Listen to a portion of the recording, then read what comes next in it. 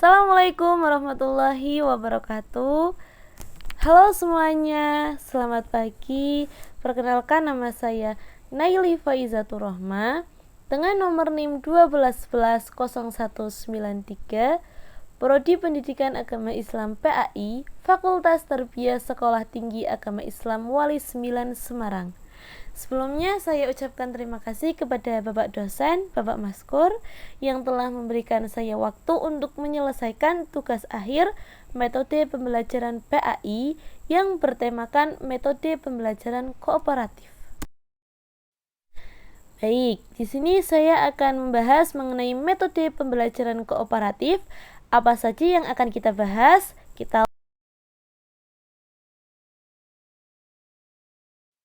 Di sini ada 6 pembahasan dalam metode pembelajaran kooperatif. Pembahasan yang pertama yaitu mengenai pengertian model pembelajaran kooperatif. Yang kedua, unsur-unsur pembelajaran kooperatif.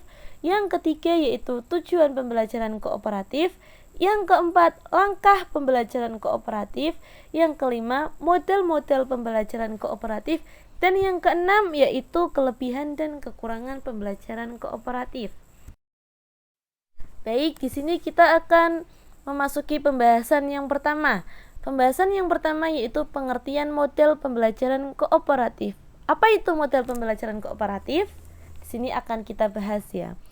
Pembelajaran kooperatif adalah pemanfaatan kelompok kecil dalam pengajaran yang memungkinkan siswa bekerja untuk memaksimalkan belajar mereka dan belajar anggota lainnya dalam kelompok tersebut. Ya, di dalam kelas kooperatif, siswa belajar bersama dalam kelompok-kelompok kecil yang terdiri dari 4-6 orang. Tujuannya untuk apa? Di sini tujuannya untuk pembuatan kelompok tersebut adalah untuk memberikan kesempatan kepada semua siswa untuk dapat terlibat secara aktif dalam proses berpikir dan kegiatan belajar. Di sini di dalam tugas kelompok pembelajaran kooperatif yaitu intinya untuk mencapai ketuntasan materi yang disajikan oleh guru dan saling membantu sekelompoknya untuk mencapai tuntas belajar. Jadi di sini pengertian model pembelajaran kooperatif itu apa sih? Sebenarnya intinya yaitu pembelajaran yang memanfaatkan suatu kelompok ataupun kita diajarkan untuk membuat kelompok kecil yang terdiri dari 4-6 orang. Ya, di sini bertujuannya untuk apa? Bertujuannya untuk mencapai ketuntasan materi yang diberikan atau yang disajikan oleh guru dengan saling membantu antara teman satu dengan yang lainnya. Pembahasan yang selanjutnya yaitu pembahasan yang kedua. Di sini pembahasan kedua mengenai unsur-unsur pembelajaran kooperatif. Menurut Roger dan David Jones mengatakan bahwa untuk mencapai hasil yang maksimal ada 5 unsur dalam model pembelajaran kooperatif yang harus diterapkan. Unsur apa saja sih 5 itu? Yang pertama yaitu saling ketergantungan positif. Di sini unsur ini menunjukkan bahwa dalam pembelajaran kooperatif ada 2 pertanggungjawaban kelompok. Yang pertama yaitu mempelajari bahan yang ditugaskan kepada kelompok. Yang kedua, menjamin semua anggota kelompok secara individu mempelajari bahan yang ditugaskan tersebut. Unsur yang kedua yaitu tanggung jawab perseorangan. Tanggung jawab perseorangan di sini itu muncul jika dilakukan pengukuran terhadap keberhasilan kelompok. Yang ketiga yaitu interaksi tatap muka. Pembelajaran kooperatif memberi ruang dan kesempatan yang luas kepada setiap anggota kelompok untuk bertatap muka, saling memberikan informasi dan saling mengajarkan. Yang keempat yaitu partisipasi dan komunikasi. Di sini, pembelajaran kooperatif itu melatih siswa untuk berpartisipasi aktif dan berkomunikasi. Kemampuan ini sangat penting sebagai bekal mereka di kehidupan bermasyarakat kelak, ya. Yang kelima yaitu yang terakhir dalam unsur pembelajaran kooperatif yaitu pemrosesan kelompok. Melalui pemrosesan kelompok dapat diidentifikasi dari urutan atau tahapan kegiatan kelompok dan kegiatan dari anggota kelompok tersebut.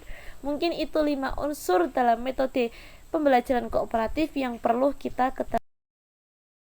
Pembahasan yang ketiga yaitu tujuan pembelajaran kooperatif. Di sini ada 3 tujuan ya. Yang pertama yaitu pencapaian hasil belajar.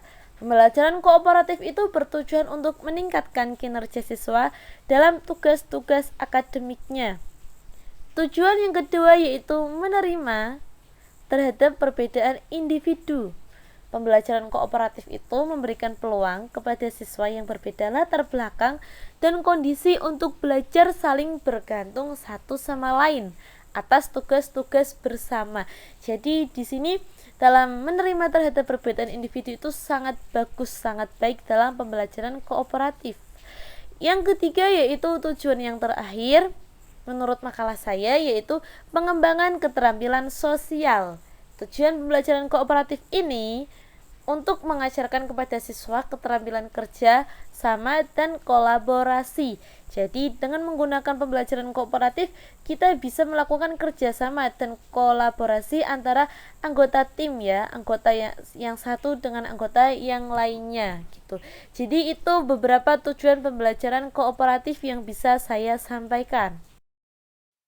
Yang selanjutnya yaitu langkah-langkah pembelajaran kooperatif ya. Kita memasuki pembahasan yang keempat, langkah-langkah pembelajaran kooperatif. Di sini yang pertama itu menyampaikan tujuan dan memotivasi siswa. Yang kedua menyampaikan informasi. Yang ketiga mengorganisasikan siswa ke dalam kelompok-kelompok belajar. Dan yang keempat memantau kelompok siswa dan membimbing di mana perlu. Yang kelima yaitu evaluasi dan umpan balik dan memberikan penghargaan. Jadi langkah-langkah pembelajaran kooperatif itu yang pertama itu menyampaikan tujuan dan motivasi. Sebelum kita membuat lebih dalam lagi dalam pembelajaran kooperatif, yang pertama kita harus menyampaikan tujuan dan membuat motivasi terhadap siswa. Yang selanjutnya baru kita akan menyampaikan informasi. Setelah informasi dan tujuan kita sampaikan, kita akan membuat kelompok belajar ataupun kelompok pembelajaran kooperatif tersebut. Dan yang keempat, kita harus memantau bagaimana siswa itu dalam menjalankan kelompok tersebut, dalam menjalankan pembelajaran metode kooperatif. Yang terakhir yaitu kita harus mengevaluasi berjalannya pembelajaran kooperatif dan memberikan penghargaan kepada siswa. Supaya apa? Supaya siswa itu lebih rajin dan lebih giat lagi untuk melaksanakan tugas-tugas dengan menggunakan metode pembelajaran kooperatif.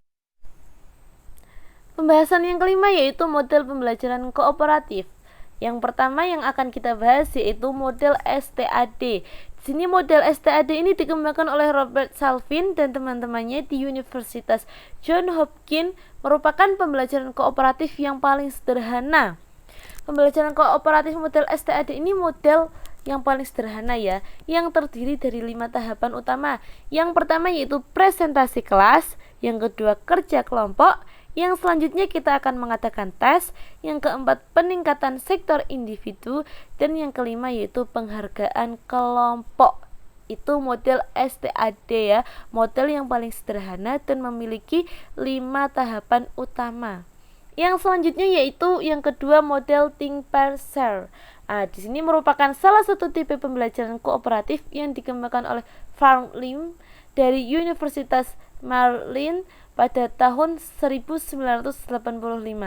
Di sini metode yang kedua ini memberikan kepada para siswa waktu untuk berpikir dan merespon serta saling bantu satu sama lain. Adapun tahapan-tahapan pembelajaran kooperatif tipe tersebut yaitu berpikir, berpasangan, berbagi.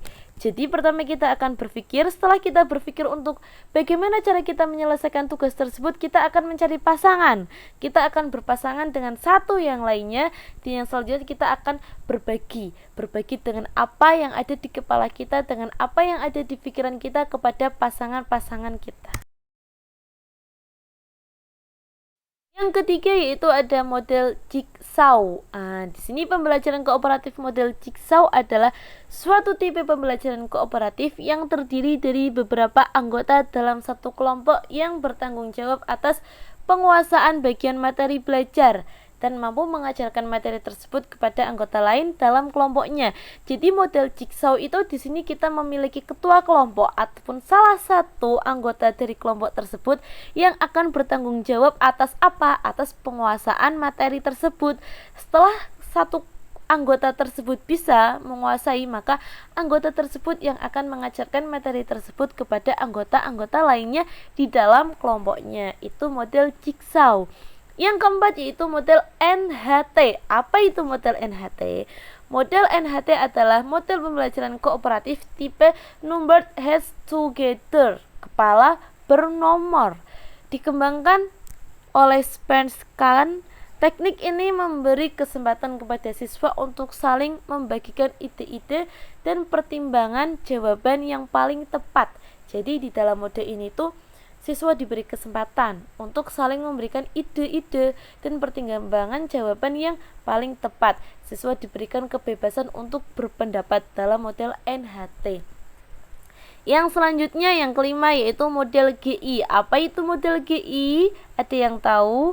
Model GI itu didasari oleh gagasan John Dewey tentang pendidikan yang menyimpulkan bahwa kelas merupakan cerminan masyarakat dan berfungsi sebagai laboratorium untuk belajar tentang kehidupan di dunia nyata yang bertujuan mengkaji masalah-masalah sosial dan antar pribadi.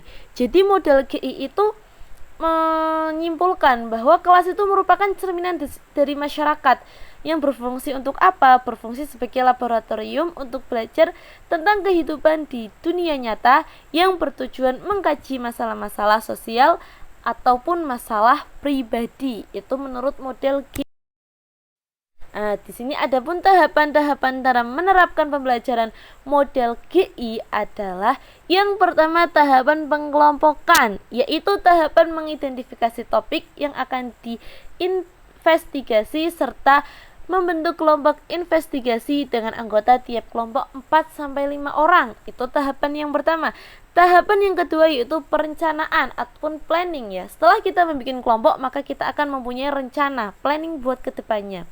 Ya, tahapan yang ketiga yaitu tahapan penyelidikan. Setelah kita membuat kelompok, kita ada perencanaan ataupun planning, kita akan melakukan penyelidikan terhadap tugas tersebut. Yang selanjutnya yaitu tahapan pengorganisasian ataupun organisasi, yaitu persiapan akhir ya. Setelah diselidiki kita akan pengorganisasian, persiapan laporan akhirnya. Yang selanjutnya tahapan presentasi. Setelah kita menemukan nih jawabannya, kita akan mempresentasikan ataupun menyajikan laporan akhir tersebut. Yang selanjutnya tahapan yang terakhir yaitu tahapan evaluasi. Di mana kelompok tersebut mengerjakan tugas, itu pasti ada tahapan evaluasi ataupun tahapan penilaian dengan hasil proyek tersebut. Itu tahapan yang terakhir dalam pembelajaran kooperatif GI. Yang selanjutnya yaitu model CIRC. Ada yang tahu model CIRC? Yaitu model Cooperative Integrated Reading and Composition. Di sini pembelajaran CIRC dikembangkan oleh Stephens, Madden, Selvins, dan Franz.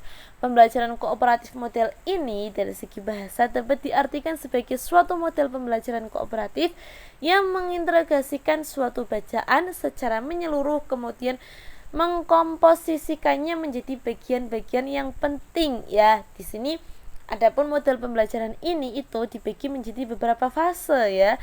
Fase yang pertama yaitu fase orientasi, fase yang kedua fase pengenalan konsep, fase yang ketiga fase publikasi, dan fase yang keempat yaitu penguatan dan refleksi. Itu beberapa model ataupun fase dalam pembelajaran CIRC. Model make a match ataupun membuat pasangan.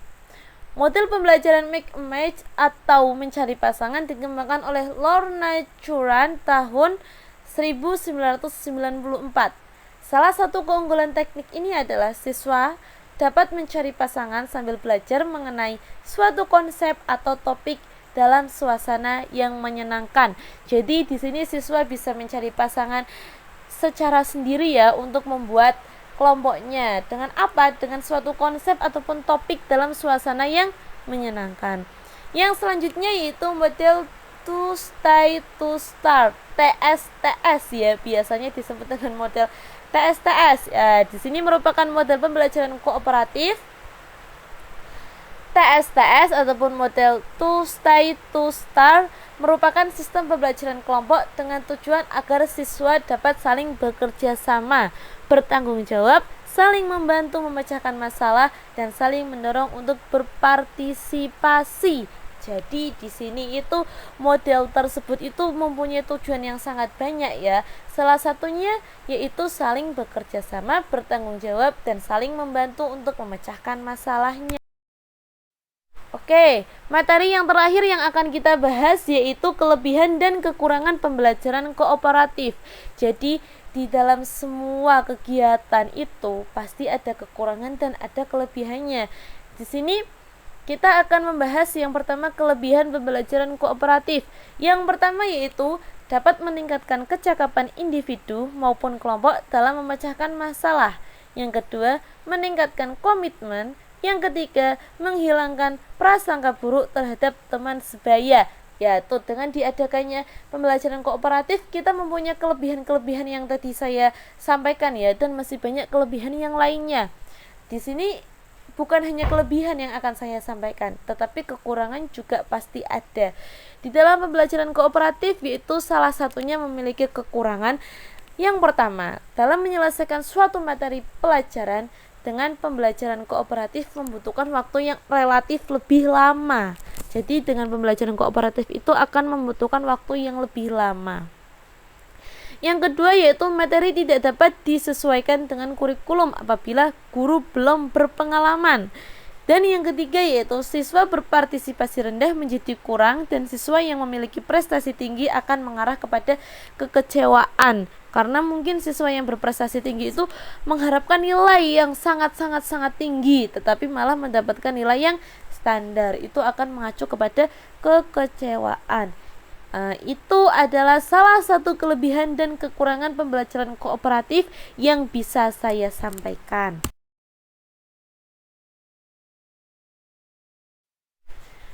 Mungkin cukup sekian pembahasan pada pagi hari ini mengenai metode kooperatif yang bisa saya sampaikan kepada kalian semuanya. Sebelumnya saya pamit undur diri. Sebelum saya menutup pembahasan kita pada pagi hari ini, ada satu pesan dari saya, yaitu tidak ada anggota tim yang dipuji karena individualitasnya, melainkan karena kerjasamanya. Perlu diingat ya, dalam anggota tim itu kerjasama sangat penting. Mungkin cukup sekian dari saya dan terima kasih. Saya Naili Faizatur Rahmat dengan nomor NIM 12110193 pamit undur diri. Sekian dari saya, terima kasih. Wassalamualaikum warahmatullahi wabarakatuh. Bye bye semuanya.